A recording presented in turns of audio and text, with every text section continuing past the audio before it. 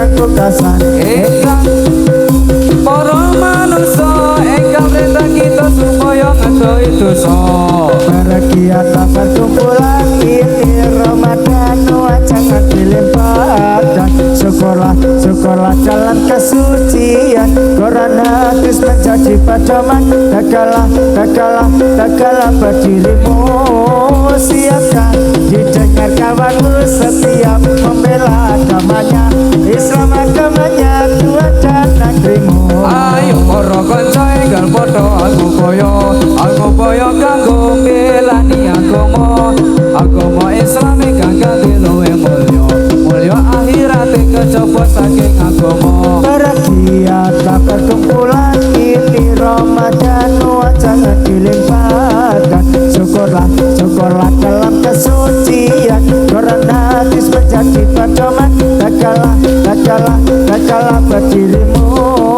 siapkan dengan kawanmu setiap membela agamanya Islam agamanya Tuhan dan negerimu tinggi gunung ya nona kampung Melayu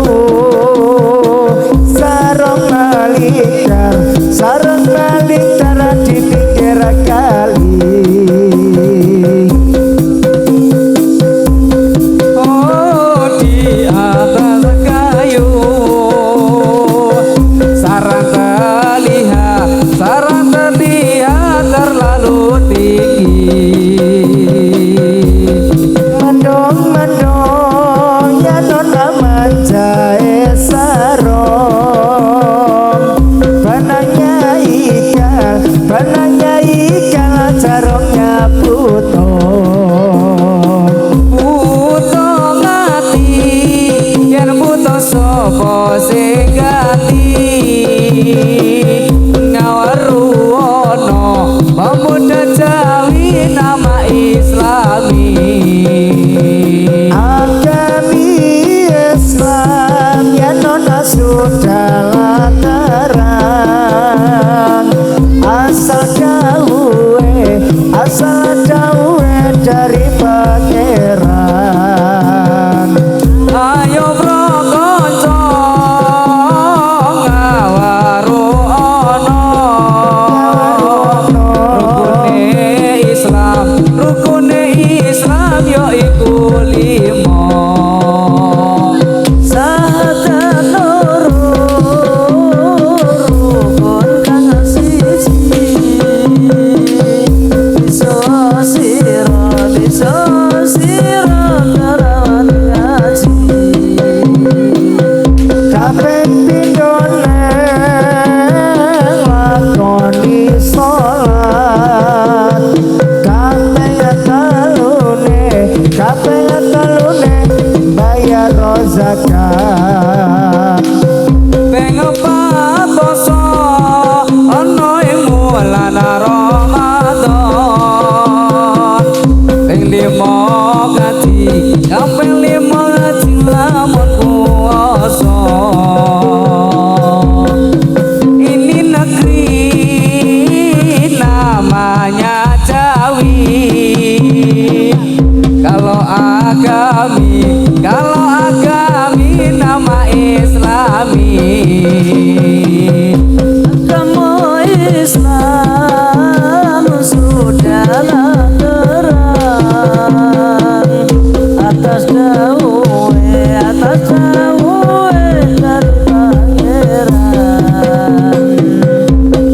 bahkan sangawaruwono rukune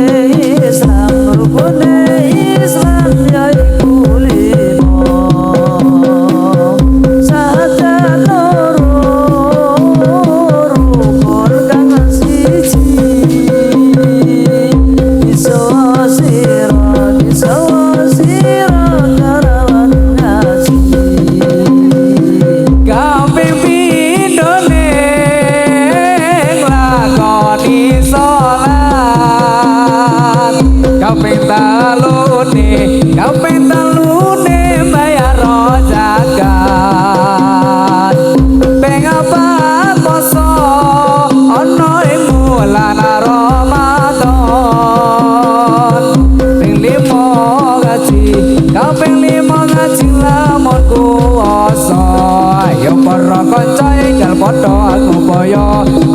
upaya kanggo mbelani agama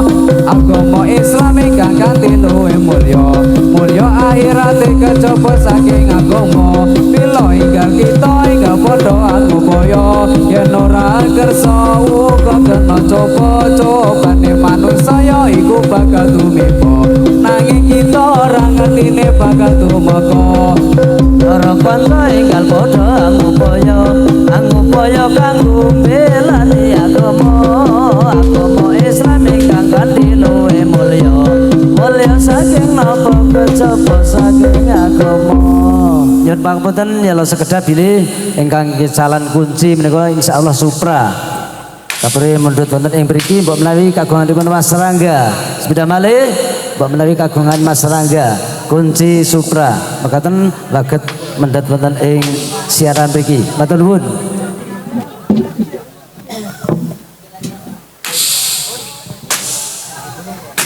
Nyuwun kula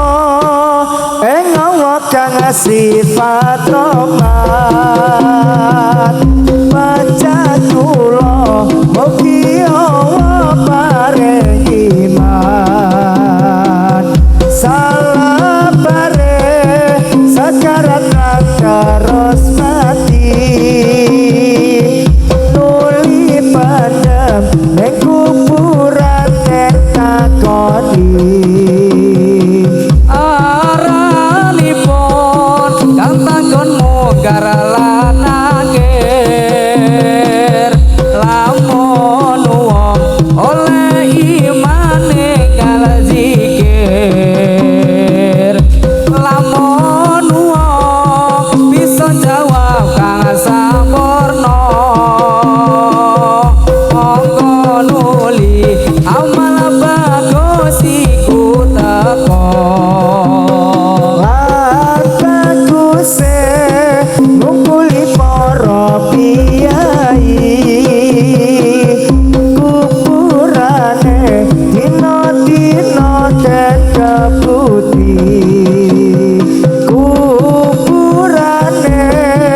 mane ana jendelane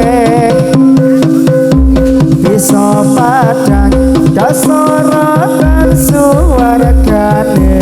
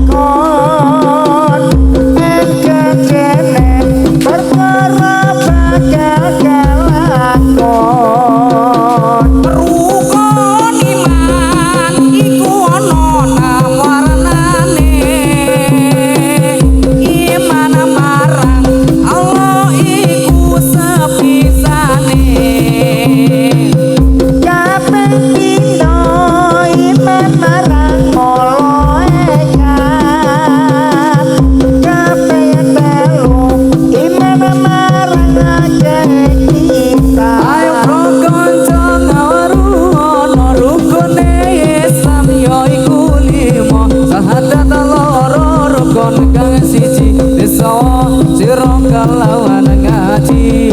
Pindho ning lakoni salat kaping 3 bayar zakat ping 4 poso bulan Ramadan kaping 5 haji lamun kuwasa Ini negeri namanya Jambi, kalau Jambi nama Islami, agama Islam sudahlah terang atas jauh dari pangeran. Ayo kanca padha memuji marang Gusti Kang Maha Suci, supayane yen ditimbali mugi dipun ampuni. Ini negeri namanya Jawi, kalau agami nama Islami, agama Islam sudahlah terang atas jauh dari pangeran. bergiat lamar kumpulan ini Ramadan jangan dilimpahkan syukurlah dalam kesucian karena terus menjadi pedoman tegaklah berdirimu siapkan didengar kawanmu setiap membela agamanya Islam agamanya Tuhan dan negerimu.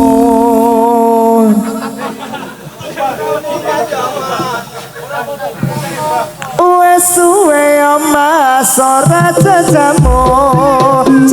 pisan pikiran suwe mas ora ketemu pisan dadi pikiran panase yo mas ning alon-alon iyo meneh kulon omah ayone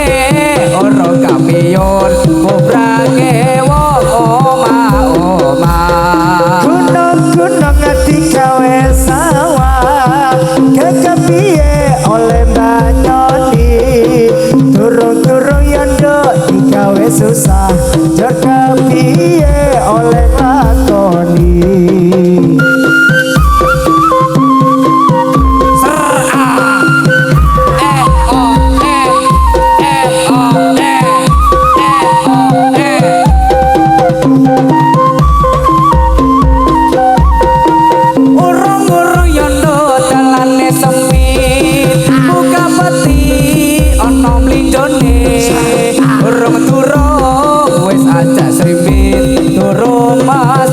dadi bojone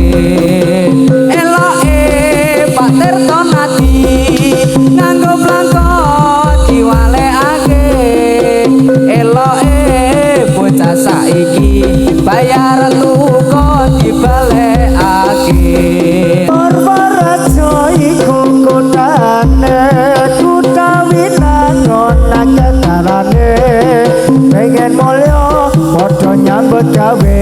aja ngalamun ora ana gunane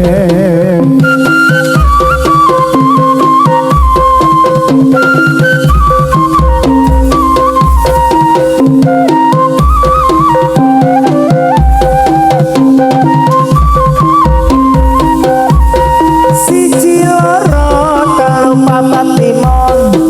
enam pitu wolu songo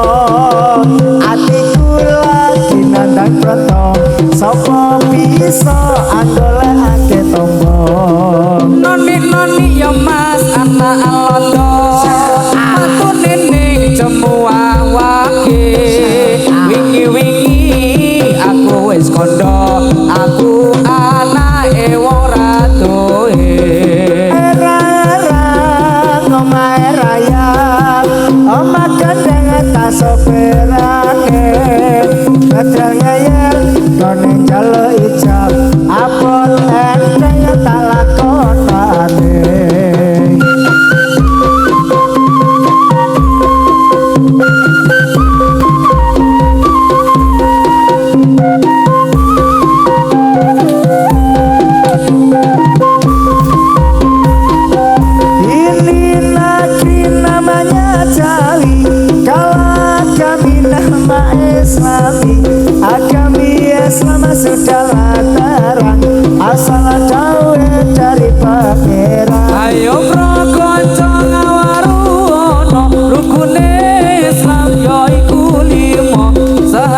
seloro rukun kang siji besawa sira kelawan ngaji kita pemuda Islam Indonesia